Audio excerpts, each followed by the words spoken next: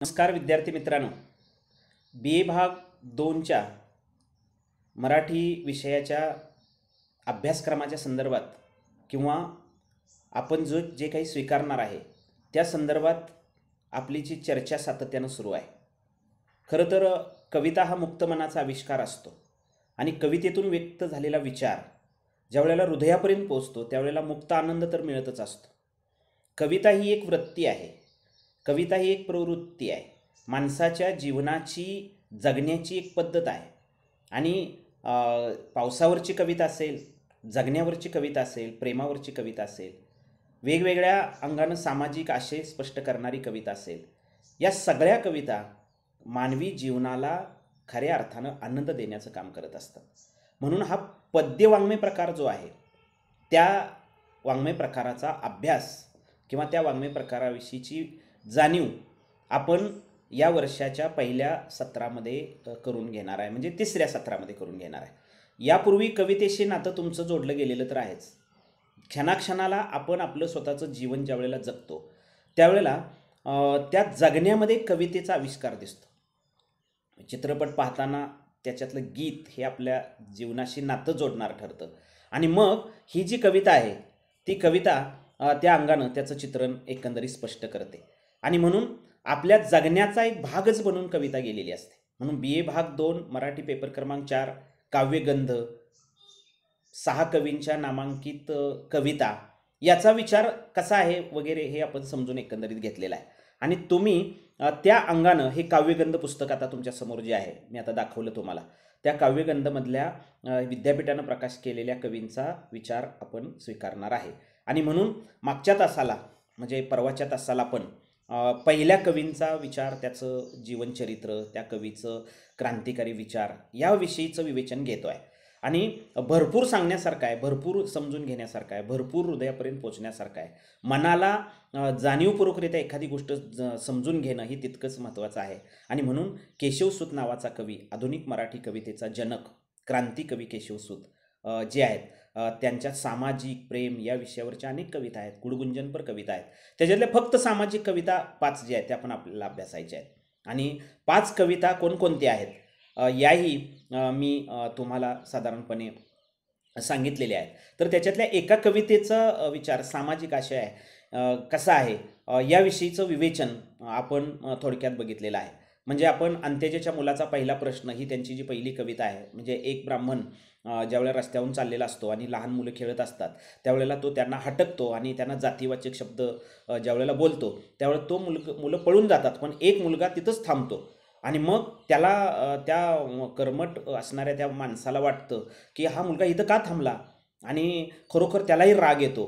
पण तो मुलगा त्याच्या नजरेला नजर ठेवून तिथं उभा राहतो आणि नंतर तो माणूस निघून जातो. पण प्रत्यक्ष तो मुलगा ज्यावेळेला घरी जातो त्यावेळेला तो मुलगा त्या आईला प्रश्न विचारतो, अरे माझी सावली त्याच्या अंगावर पडणं हे अशुभ मानलं का जात आहे, आणि म्हणून जनावरापेक्षाही वाईट वागणूक दिली जाते आहे.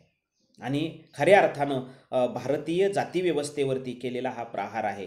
त्यावेळेला त्या मुलानं केलेला उठाव हा अत्यंत महत्त्वाचा ठरला असतो. आणि पिढ्यानपिढ्या परंपरेनं जातीव्यवस्थेची जी उतरंड आहे ती तळागाळामध्ये किती रुजली गेलेली आहे आणि त्याच्या विषयीचा चीड संताप जो आहे तो ज्याच्या मनात येतो आणि तो कवितेतून ज्या वेळेला व्यक्त होतो त्यावेळेला ती कविता मनाला मुक्त आनंद कसं देते याचं चित्रण आहे. केशवसूतांची 19व्या शतकातल्या उत्तरार्धातली ही सामाजिक कविता फार प्रभावीरित्या आपल्या डोळ्यासमोर येते. आणि म्हणून केशवसूत काय सांगतात, या कवितेतून काय सांगतात, या कवितेचा आशय आता थोडक्यात मी तुम्हाला सांगितला. कविता वाचून दाखवायचं काही कारण नाही आहे, अगदी छोटी कविता आहे.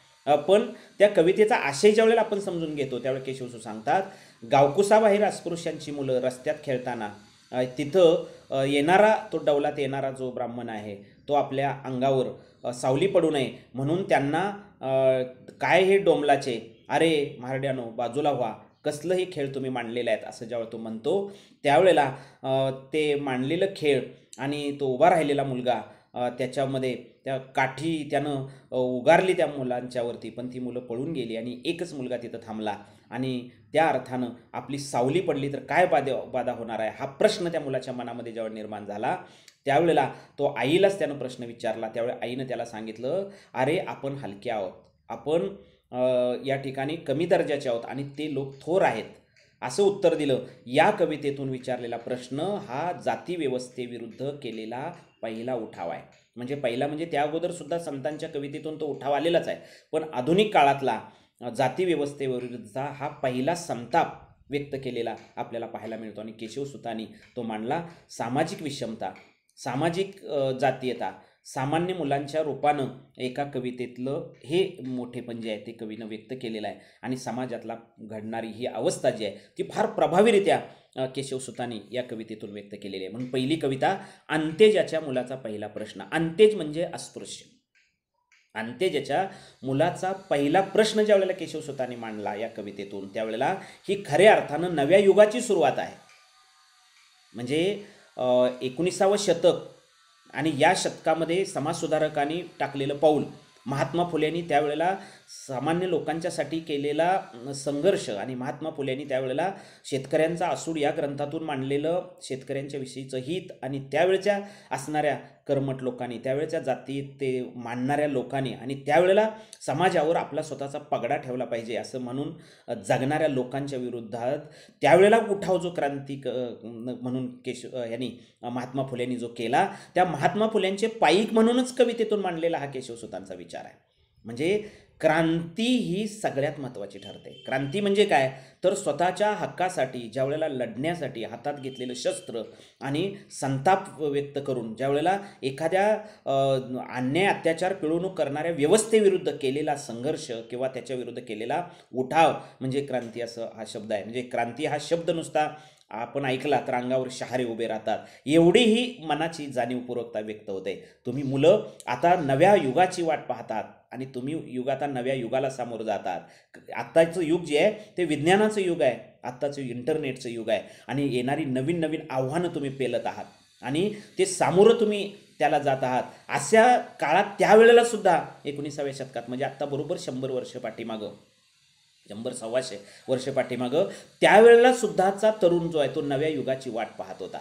आणि म्हणून 19व्या शतकामध्ये अन्याय, अत्याचार, पिळवणूक, जातीयता, विषमता ही इतकी तळागाळामध्ये रुजलेली होती की त्याच्याविरुद्ध उठाव करणं हे त्या काळात गरजेचं होतं. आणि मग कथा कवितेतून, कादंबरीतून किंवा समाजसुधारक विचारातून हाच विचार एका बाजूला व्यक्त होत होता. म्हणजे दुसऱ्या बाजूला एक इंग्रजी राज्यसत्ता होती, त्याच्याविरुद्ध उठाव चाललेला होता, आणि समाजातल्या अनिष्ट प्रवृत्तीविरुद्ध पण संघर्ष चाललेला होता. आणि म्हणून आपण 19व्या शतकाचा विचार या कवितेतून एकंदरीत केला गेलेला आहे. आणि तिथं त्यावेळेच म्हणजे कसं असतं, आत्ताची कविता कशी आहे बघा, आत्ता जे काही घडतं ना त्या परिस्थितीचं प्रतिबिंब किंवा तो आशय कवितेतून व्यक्त होत असतो. त्यावेळेचा त्या परिस्थितीचं चित्रण त्या काळात चित्रित होत असतं.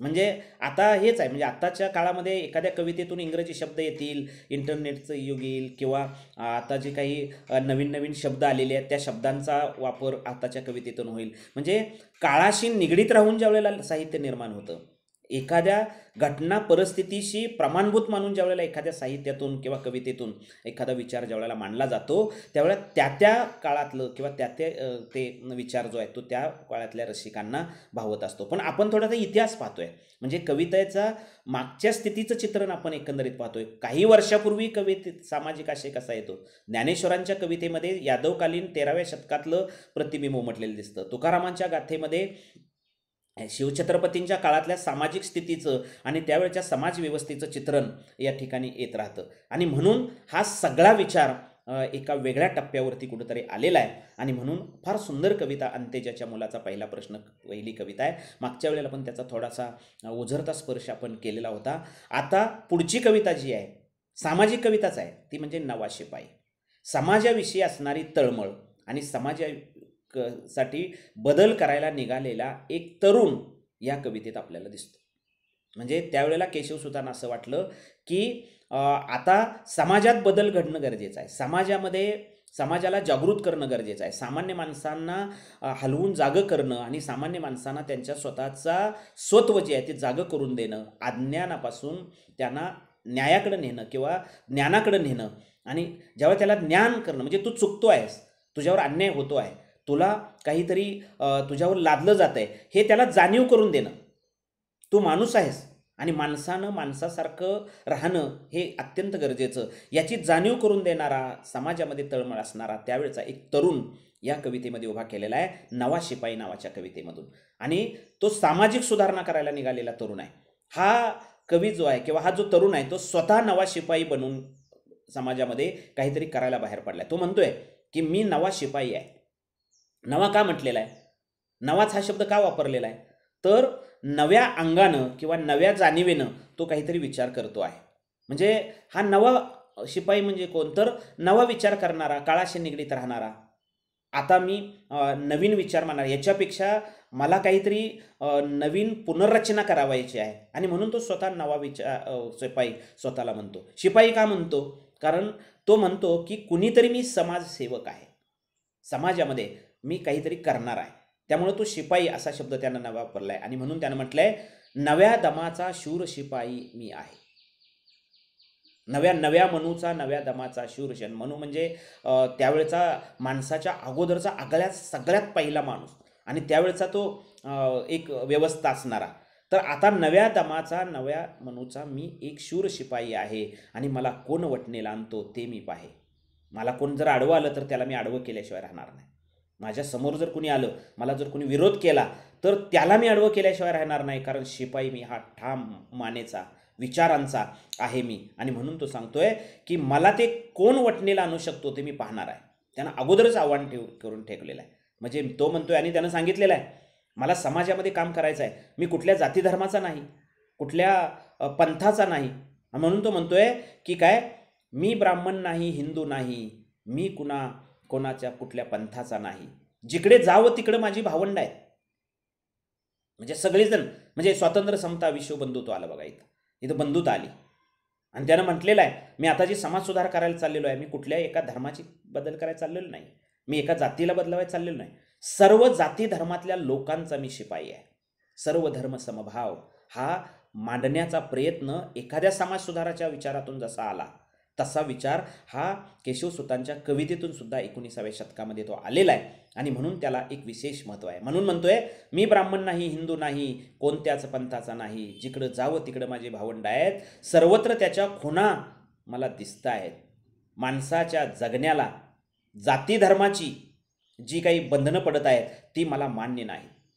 हे संकुचित जग मला आवडत नाही. सर्वत्र मला शांतता प्रस्थापित करायची आहे. आणि हा शांतता प्रस्थापित करणारा मी एक नव्या उमेदीचा, नव्या जाणीवेचा, नव्या विचारानं प्रेरित झालेला आणि मला समाजाविषयी तळमळ असणारा कुणीतरी मी नव्या दमाचा शूर शिपाई आहे. किती सुंदर कविता आहे, किती सुंदर आशय याच्यातून कवीनं व्यक्त केलेला आहे, किती आढावा त्यानं घेतलेला आहे. प्रयत्न करणं हे आपल्या हातामध्ये आहे, यापेक्षा बदलणं हे सुद्धा आपल्या हातामध्ये आहे. म्हणजे माणसं काय म्हणतात की बऱ्याच वेळेला माणसं पॉझिटिव्ह विचार करतात आणि त्याच्या पुढे निगेटिव्ह विचार असतात. ते म्हणतात प्रयत्न करून बघूया, आलं यश तर, तिथंच ती खचलेली असते. म्हणजे त्याचा त्या प्रयत्नावर विश्वास नसतो.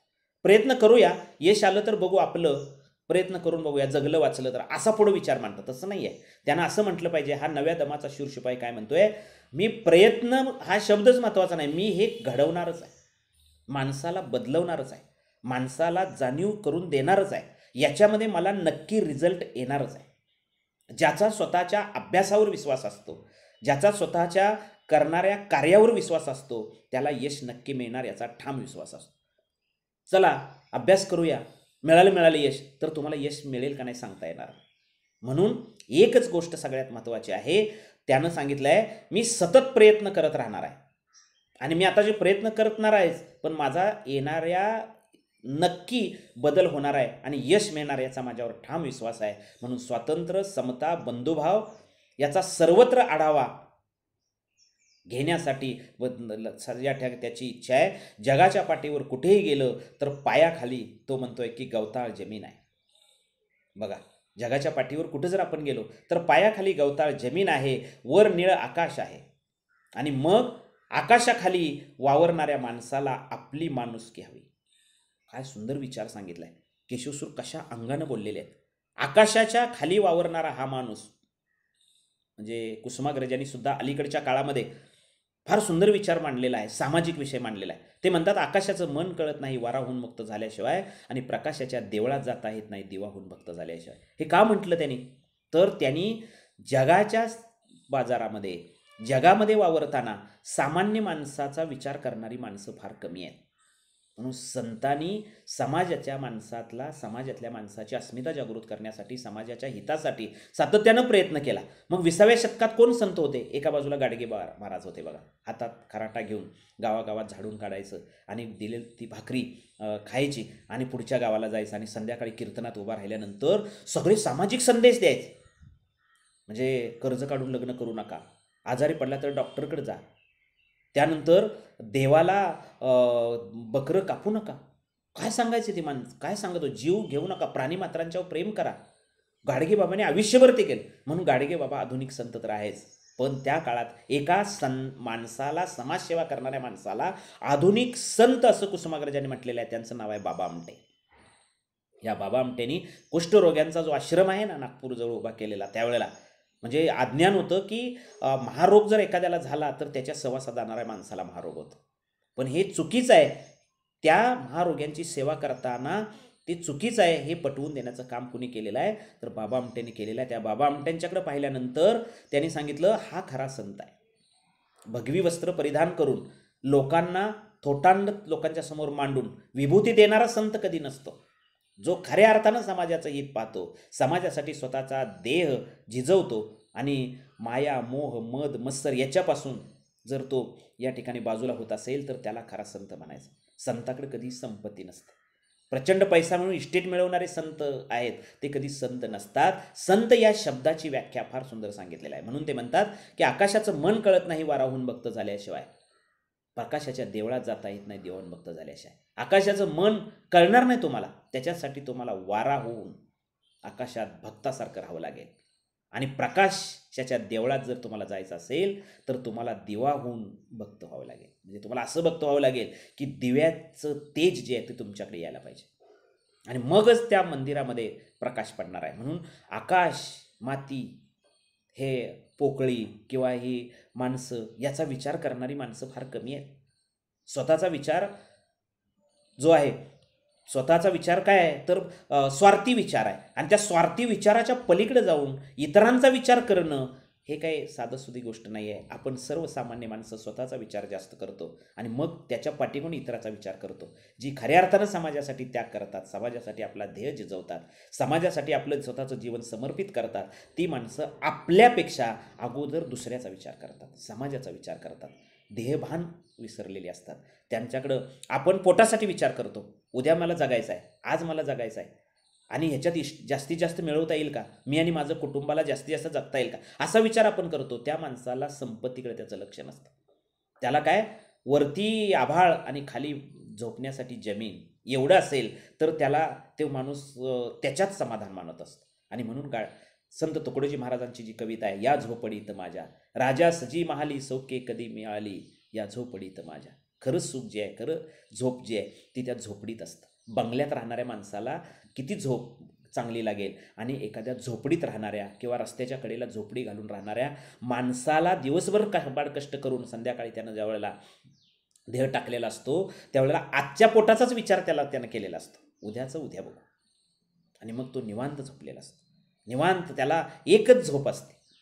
हा जो विचार आहे तो विचार करण्यासाठी कवीनी, विचारवंतांनी आपला स्वतःचा ध्येय झिजवलेला आहे आणि तो आपल्यापर्यंत एका अर्थानं आलेला आहे. म्हणून आकाशाखाली वावरणाऱ्या माणसाला आपुलकी, माणुसकी देण्यासाठी कुणीतरी प्रयत्न करत आहे. म्हणून कवीला वर्णव्यवस्था मान्य नाही. ब्राह्मण, क्षत्रिय, वैश्य, शूद्र ही जी उतरंड आहे किंवा ही जी जाती व्यवस्था आहे ती केशवसुतांना मान्य नाही. म्हणून केशवसुतांनी या ठिकाणी तो विचार मांडलेला आहे. आणि म्हणून कवी काय सांगतो, उन्हाच्या सावलीत दिसणारी सुंदर फुलं नेहमी आनंद देतात. काय म्हटलं गेलंय, उन्हात आणि सावलीत दिसणारी फुलं नेहमी आनंद देतात. मी या ठिकाणी त्यांना, ती माझीच आहेत असं कवी म्हणतो. तेव्हा कवीनं काय भूमिका मांडलेली आहे, हे विश्वची माझे घर. ज्ञानदेवानी जसं हे विश्वची माझे घर अशी भूमिका, संकल्पना पसायदानातून मांडली, तसाच विचार या कवितेतून कवीनं मांडलेला आहे. काय विचार आहे बघा, हे विश्वची माझे घर, कोण मला वटणीला आणू शकतो पाहे, असं ते त्याच्यावेळेला म्हणतात. त्यावेळेला ती स्पष्ट भूमिका त्यांनी केलेली आहे. म्हणजे मी स्वतःची पूजा करतो म्हणजेच मी विश्वाची पूजा करतो. मला स्वतःची पूजा करतो म्हणजे काय, तर स्वतःचा विचार करता करता माझी स्वतःचा म्हणजे स्वतःच्या माणसाचा, माझ्यातल्या माणूसपणाचं मी पूजा करतो. आणि इतरांची तर पूजा मी नक्कीच करतोय. खरं तर जी स्वार्थी माणसं असतात ती स्वतःचीच पूजा करतात, स्वतःच्याच पोटाचा विचार करतात, इतरांचा करत नाहीत. आणि म्हणून कवीला असं वाटतंय, म्हणजे कुणी लहान मोठा असा भेद मी करणार नाही, सर्वत्र मला मोठेपण दिसतं, सर्वत्र माणसं मला दिसतात आणि मी सर्वत्र भरून राहिलेलो आहे. खरं तर तो तसा गीतेत आलेला विचार जो आहे तोच विचार इथं आल्यासारखा आपल्याला एकंदरीत वाटायला लागतो. सर्वत्र स्वयंस्फूर्तीचा किंवा आस्थेचा जो दोष आहे ना तो निघून जावा अशी मला या ठिकाणी इच्छा आहे माझी, आणि त्याच्यासाठी मला ती चिंता आहे असं कवी सांगतो. एकंदरीत सर्वत्र शांतता प्रस्थापित व्हावी, बंधुत्व नांदावं असं कवीला वाटतंय, आणि म्हणून त्यासाठी कवी नव्या दमाचा शूर शिपाई म्हणून मी प्रयत्न करणार आहे, या अंगानं कवी हा विचार व्यक्त केला आहे. एका एका तासाला एक एक कवितेविषयी इतकं सांगण्यासारखं आहे की कवीच्या मनातला खदखदता विचार, कवीच्या मनातली तळमळ, कवीच्या मनातलं समाजाविषयीची असणारी जाणीव खऱ्या अर्थानं इथं चित्रित झालेली आहे. आणि म्हणून सामाजिक वास्तव मांडणारी ही कविता आहे. कोणती? नवा शिपाई. कोणाची? केशवसुतांची.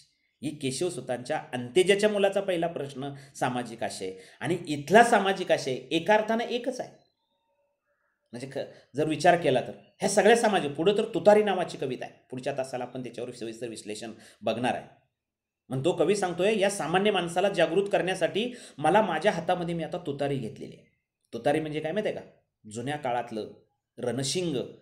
रणशिंग म्हणजे आपण त्याला शिंग म्हणतो. आज लग्नामध्ये बघा कोणीतरी गुरव येऊन तो शिंग ज्यावेळेला वाजवतो, त्यावेळी ती तुतारी ज्यावेळेला वाजवतो ना, तर वातावरणामध्ये एक चैतन्य निर्माण झालेलं दिसतं आपल्याला. आपल्या मनातली उर्मी जागृत होते, आपल्या मनातमध्ये अस्मिता जागृत होते आपल्या मनातली, आणि आपल्याला क्रांतीचा विचार लगेच स्फुट करायला लागतो. पूर्वीच्या काळामध्ये सैन्यामध्ये लोकांना प्रेरणा देण्यासाठी, जागृत करण्यासाठी, त्यांना जागं करण्यासाठी हे रणशिंग फुंकलं जायचं. कवी म्हणतोय, या समाज व्यवस्थेसाठी मला कुणीतरी एक तुतारी आणून द्या, आणि ती मी आता स्वप्राणानं फुंकणार आहे. तुतारी कविता तर क्रांतीचा झेंडा मांडणारी किंवा झेंडा फडकवणारी ही कविता आहे, आणि ती कविता अंगावर शहारे आणते. पुढच्या वेळेला ती कविता वाचत किंवा त्या कवितेचा ओळी ज्या त्या समजावून घेत आपण त्याचा अत्यंत सखोल विचार जो आहे तो करणार आहे. परीक्षेमध्ये लिहायला थोडंच आहे.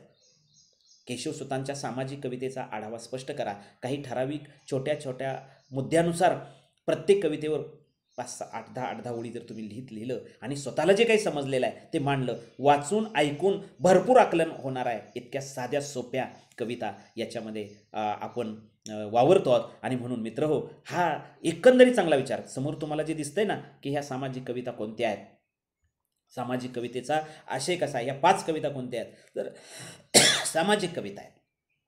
म्हणजे या अंत्यजेच्या मुलाचा पहिला प्रश्न, नवा शिपाई, त्यानंतर असणारी ही तुतारी, त्यानंतर मजुरावर उपासमारीची पाळी. मजुरावर उपासमारीची पाळी आली तेव्हा काय परिस्थिती निर्माण झाली याचं सुंदर विवेचन एकंदरीत केलेलं आहे. आता 2 कवितेंचा आशय आपण पाहिलेला आहे, त्याचं अभिव्यक्ती सौंदर्य आपण पाहिलेलं आहे. अभिव्यक्ती सौंदर्य म्हणजे काय? अभिव्यक्ती या मराठीतल्या सुंदर शब्दाचा अर्थ काय, तर सौंदर्य. म्हणजे आशय वेगळा. आशय म्हणजे मग तुम्हाला सांगितलं की ते ब्राह्मण आला, झालं काय झालं वगैरे, त्याचा नवा शिपाई कुठं चाललेला आहे वगैरे वगैरे, त्याचा आशय. पण अभिव्यक्ती म्हणजे काय, तर त्या कवितेतली वाङ्मयीन वैशिष्ट्ये, साहित्यिक वैशिष्ट्ये कोणती, तर या कवितेमध्ये समतेचा विचार आहे. समता म्हणजे काय? समता म्हणजे सर्वांनी सर्वधर्मभाव. समता म्हणजे सर्वत्र सामाजिक शांतता, सगळ्याला सारखे नियम, सर्वांनी एकाच नियमानं वागायचं, सर्वांना म्हणजे सर्व माणूस नावाची जात मानायची.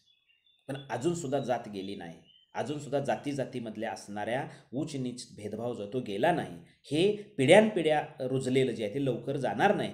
हे जरी खरं असलं तरी सुद्धा आता राज्यघटनेच्या आपल्या कलमानुसार आपण सर्व धर्मसमभाव पाळतो आहोत काही प्रमाणामध्ये, आणि ते पाळणं गरजेचं आहे. याच्यासाठी समाजसुधारक कवी आपल्या कवितेतून सातत्यानं प्रयत्न करत असतात. संतांनी तर पूर्वीच्या काळामध्ये तो केलेलाच आहे, आणि म्हणून हा विचार एकंदरीत आहे. म्हणून केशवसुतांच्या, केशवसुत म्हणजे कोण? कृष्णाजी केशव दामले.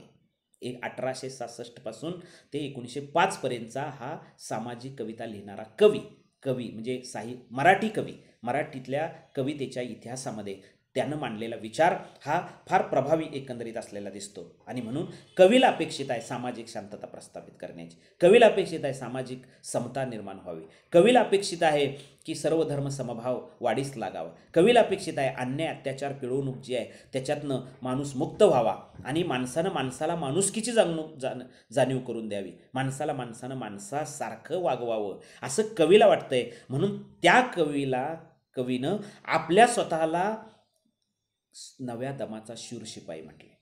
म्हणजे कवी दुसरं तिसरं कोणी नाही, या कवितेतला कवी किंवा या कवितेतला तरुण नव्या बंडाचा झेंडा हातात घेऊन समतेचा संदेश देण्यासाठी जो बाहेर चाललेला आहे, नवा शिपाई बनून चाललेला आहे, क्रांती करण्यासाठी बाहेर पडलेला आहे, तो दुसरा तिसरा कोणी नसून स्वतः कवीच आहे असं म्हणायला काय हरकत. म्हणजे कवीनं प्रतीक म्हणून तो त्याला नवा शिपाई म्हटलेला आहे एका तरुणाला, पण स्वतः कवीच हा विचार मांडतो. याचा अर्थ कवी स्वतःच कुणीतरी नव्या दमाचा शूर शिपाई आहे असं म्हणायला काही एकंदरीत हरकत नाही. खरोखर या क्रांतिकवी केशवसूत म्हणून केशवसूतांनी उत्क्रांती केली मराठी कवितेमध्ये. त्यांनी खरोखर प्रभावी विचार व्यक्त एकंदरीत केलेला आहे आणि तो विचार आपल्याला कसा वाटला, कसा त्याच्यातनं आपण आपलं स्वतःची भूमिका स्पष्ट केली, हा विचार समजून घेणं गरजेचं आहे. या तासाचा उत्तरार्ध आता सुरू होतो आहे. उत्तरार्ध म्हणजे काय, सारांश स्वरूपात. आता दुसऱ्या कवितेवर जर आपण आशय बघायला लागलो तर त्याच्यातला अपुरा भाग राहण्याची शक्यता, म्हणून पुढच्या तासाला आपण तुतारी आणि मजुरावर उपासमारीची पाळी या कवितेचा आशय बघणार आहे. खरं तर या प्रत्येक टॉपिकला काही ठराविक पिरियड दिलेले आहेत, तास दिलेले आहेत आणि ते तास आपण तेवढ्या प्रमाणात घ्यावयाचे आहेत. एकाच तासात सगळा कविता संपला तर तो कुठंतरी वडापाचा भाग होईल किंवा तो कुठंतरी धावता आढावा होईल. तर त्याच्यातला थोडा जेवढे तास दिलेले आहेत तेवढ्या तासामध्ये आपण ते सगळं म्हणजे सिलेबस लगेचच संपेल असं होण्याची शक्यता आहे. त्याच्यामुळं तुम्हाला विस्तारानं काही गोष्टी सांगणं, भरपूर सांगण्यासारखं मराठीमध्ये आहे. सामाजिक आहे. तुम्ही जेवढं वाचन मनन चिंतन कराल तेवढं तुम्हाला अधिक सुचत जातं. म्हणून तुम्ही वाचलं पाहिजे, समजून घेतलं पाहिजे, त्याच्यावर विचार केला पाहिजे, पडलेल्या प्रश्नांचा उत्तर शोधण्याचा प्रयत्न केला पाहिजे, लेक्चर तर ऐकलंच पाहिजे. आणि म्हणून तुम्ही आता जाणकार तरुण आहात, तुम्ही विद्यार्थी आहात, महाविद्यालयामध्ये उच्च शिक्षणाचा आवाका या ठिकाणी तुमचा जो आहे तो आता वाढलेला आहे आणि तो घेण्याचा प्रयत्न तुम्ही सातत्यानं करत आहात. फार चांगला प्रतिसाद तुम्ही या तासाला नेहमी देतात. मला माझ्या माहितीप्रमाणे की मागच्या 15 आठवड्यामध्ये आपण 2 तास माझे झालेले होते पेपर क्रमांक 4साठी आणि आता परवा एक झाला या 15 आठवड्यातला आणि हा दुसरा पिरियड याच्यामधला आहे, म्हणजे चौथा.